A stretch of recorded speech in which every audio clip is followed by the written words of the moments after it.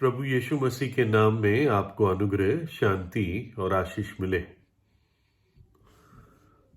Train में हम में से बहुत लोगों ने ट्रैवल किया है इंडियन रेलवेज में। और जब आप ट्रैवल करते हैं, विशेषकर लंबी जर्नीज में, तो टीसी से या टिकट कलेक्टर से पाला पड़ता है। कुछ लोग उसे टीटी भी कहते हैं, लेकिन वो व्यक्ति होता है जो आके आपकी टिकट देखता है और अपने चार्ट में टिक करता है। एक दुर्भाग्य की बात है इंडिया में कि काफ़ी सारे जो टिकट कलेक्टर्स हैं वो बदनाम हैं। मैं सारे तो नहीं कह रहा हूँ, लेकिन किसी से अगर बात करोगे, वो कहेगा मुझे तो आज मद्रास जाना है या बैंगलोर जाना है। तो पूछा जाता है रिजर्वेशन हो गया? कहेगा नहीं नहीं, कोई बात नहीं, वो ट्रेन में ही हो जाएगा और टीटी को जो भी 300-400 रुपये देने पड़ेंगे वो दे देंगे।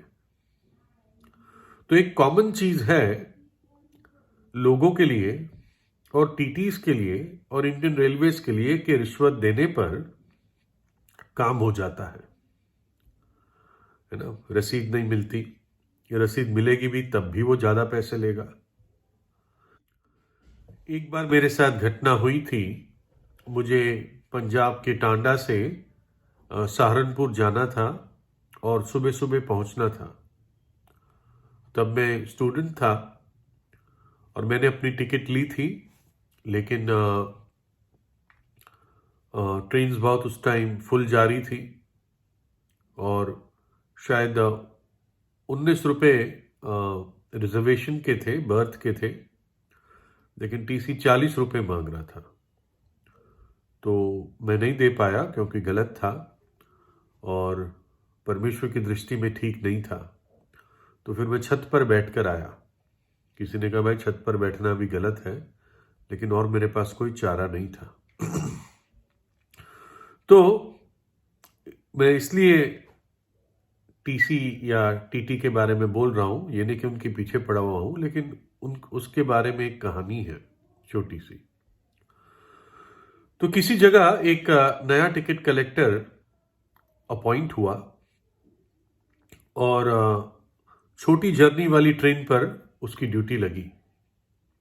जैसे बॉम्बे पुणे होता है, तो उस पर रोज रोज के काफ़ी सारे पैसेंजर रिपीट होते हैं। वो सीज़न पास लेते हैं, रेलवे पास ले लेते हैं, ताकि उनको महीने में या 3 महीने में या 6 महीने में एक ही बार वो टिकट या पास लेना पड़े और रोज रोज लाइन में खड़ा ना रहना पड़े। उसमें डिस्काउंट भी होता है। तो इस प्रकार से एक छोटी जर्नी वाली ट्रेन में उसकी ड्यूटी लगी और काफ़ी ठंड का समय था उस टाइम, और बहुत मेहनती टिकट कलेक्टर था वो। और वो सब पर दबाव देता था कि मुझे अपना पास दिखाओ, यू नो। और लोग पास दिखाते थे कि उन्होंने भी सोचा कि नया व्यक्ति है, अभी हमारे चेहरे पहचानता नहीं है, तो लोग पास दिखाते थे। और इसकी ड्यूटी प्लेटफॉर्म पे लगती थी। तो जब लोग बाहर जाते थे प्लेटफॉर्म से शहर में, तो उनको पास दिखाना पड़ता था। ऑब्वियस है कि जब पर्स से या बटुए से पास निकालना पड़े तो 1, 2, 2.5 मिनट लग जाते हैं, लाइन भी लग जाती है, थोड़ा डिले तो होता है। तो इससे पहले जिसकी ड्यूटी लगती थी, जिस टिकट कलेक्टर की, वो सालों से वहाँ पर उसकी ड्यूटी होने के कारण वो ज़्यादातर लोगों के चेहरों को जानता था। तो बस मुस्कुराता रहता था और लोग निकलते जाते थे। वो हार्डली किसी को चेक करता था। तो थोड़ा समय बीता और ये टिकट कलेक्टर फिर भी चेक करता रहता था। तो कुछ लोगों को थोड़ा सा इरिटेशन हुआ, परेशानी हुई कि यार ये अभी भी हमारे सीजन पास निकलवा के देखता रहता है। तो एक व्यक्ति ने कहा, एक शाम को जब वो निकल रहा था, उसने कहा तू हमारे रोज के पब्लिक के बीच में, जनता के बीच में तू लोकप्रिय नहीं है। तो पीछे ही स्टेशन मास्टर का दफ्तर था प्लेटफॉर्म पे। तो उस टिकट कलेक्टर ने स्टेशन मास्टर के दफ्तर की तरफ उंगली करके कहा कि इससे मुझे कोई प्रॉब्लम नहीं है कि मैं आपके बीच में लोकप्रिय नहीं हूं। मेरी ड्यूटी है रोज चेक करना, इसलिए मैं चेक करता हूं, है ना। मुझे सिर्फ एक चीज की चिंता है कि जो वो दफ्तर में बैठा है ना, स्टेशन मास्टर, मुझे सिर्फ उसकी दृष्टि में लोकप्रिय होना है, वही मेरा भला है। और यह हमें याद दिलाता है कि हम में से कई लोग ऐसे होते हैं जो औरों को खुश करने में लगे रहते हैं, समाज को खुश करने में लगे रहते हैं कि कोई बुरा ना मान जाए, हमारी अच्छी इंप्रेशन बनी रहे, लोकप्रियता बनी रहे, लोग ये सोचे बड़ा ये हैप्पी गो लक्की व्यक्ति है, बड़ा अच्छा आदमी है। क्या अच्छा होना, अच्छा रहना है तो बहुत ही अच्छी बात है, लेकिन अपने विवेक के साथ, अपने सिद्धांतों के साथ, अपने वैल्यूज के साथ, अपनी ड्यूटी के साथ समझौता करके अच्छा दिखना, ये अच्छी बात नहीं है। लोगों को, अब जो पहले टिकट कलेक्टर था वो सबके सामने अच्छा दिखना चाहता था, इसलिए मुस्कुराता रहता था, लोग चले जाते थे। हो सकता है कुछ लोग 2-3 दिन पास डिले कर देते हो बुक करने में, नया खरीदने में, टाइम ना मिला हो, या सोचते हो कुछ पैसे ही बच जाए, है ना। लेकिन वो किसी को चेक नहीं करता था। क्यों? लोकप्रिय रहना चाहता था, अच्छा टिकट कलेक्टर।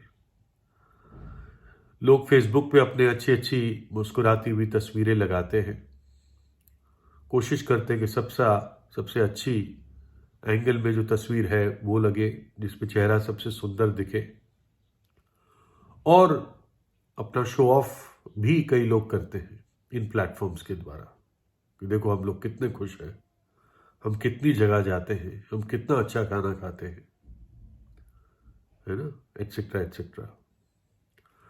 पुराने दिनों में जब फिल्म्स नहीं होती थी, मूवीज नहीं होती थी, तो स्टेज पर एक ही व्यक्ति एक्टिंग करता था और एक ही व्यक्ति कई सारे रोल्स प्ले करता था।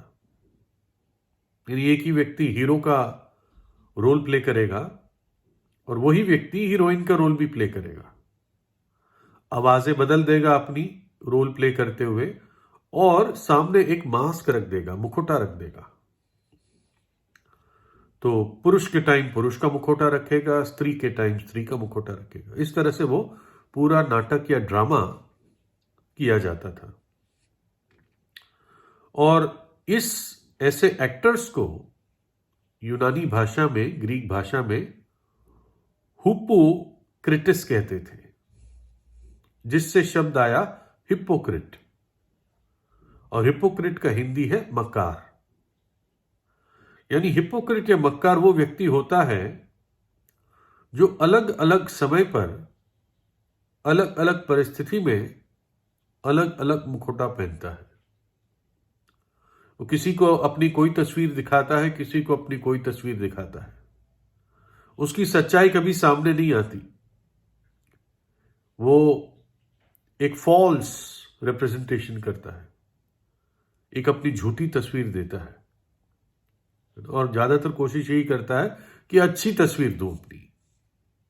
कोई पारदर्शिता या ट्रांसपेरेंसी नहीं होती।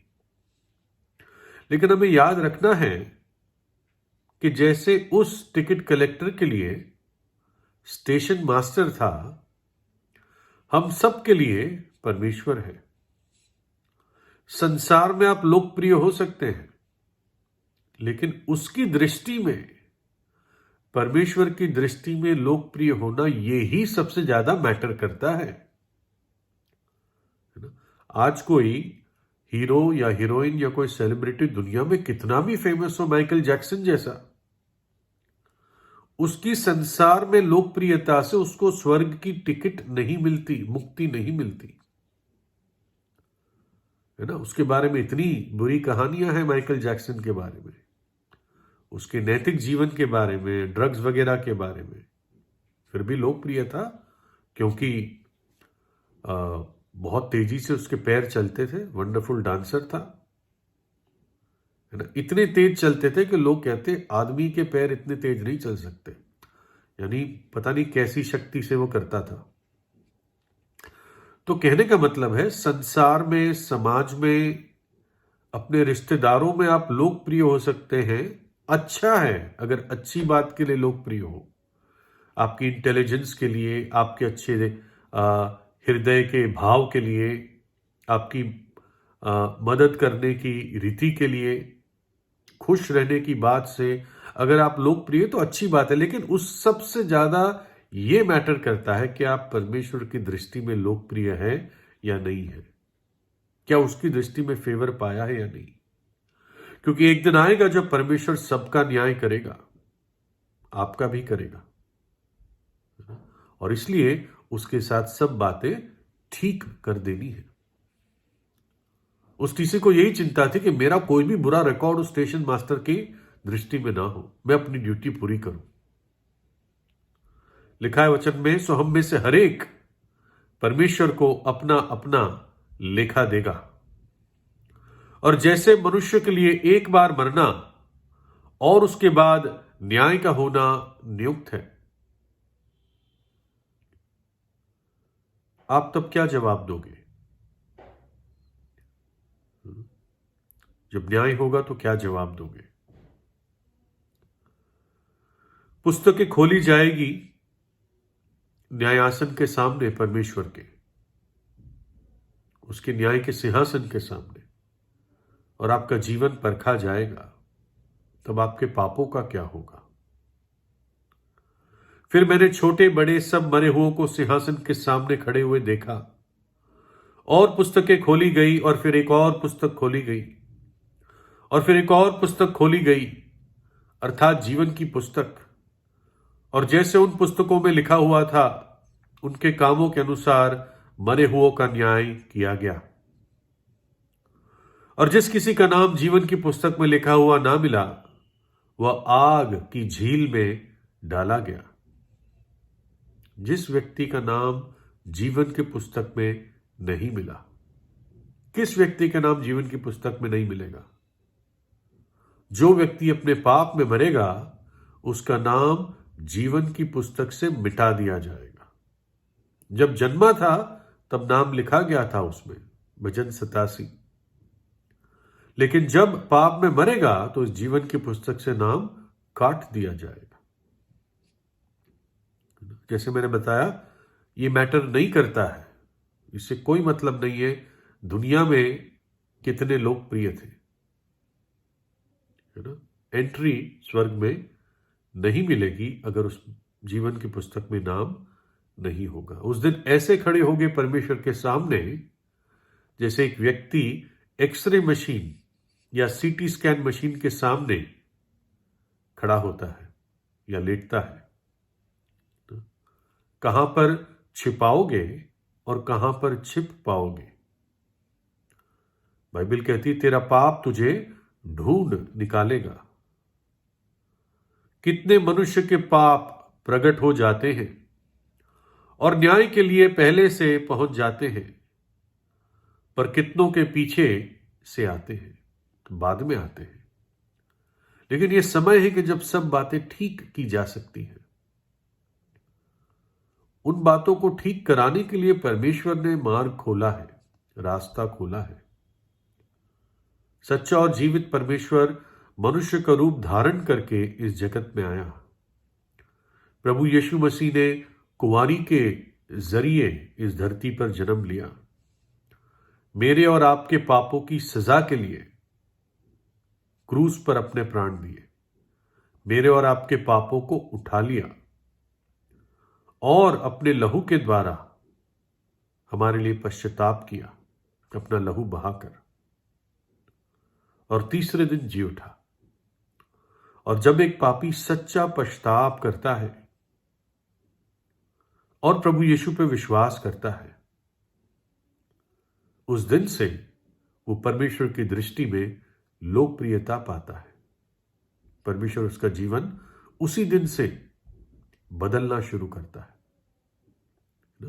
क्षमा तो उसी दिन हो गया, लेकिन उसका वास्तविक जीवन, रोजमर्रा का जीवन, परमेश्वर एक नया काम उसके जीवन में शुरू करता है ना?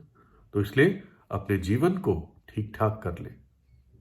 हमें नहीं पता किस दिन हमें उस न्यायासन के सामने, न्याय के सिंहासन के सामने खड़ा होना पड़ेगा। इसलिए पश्चाताप करें और परमेश्वर को अपना जीवन दे।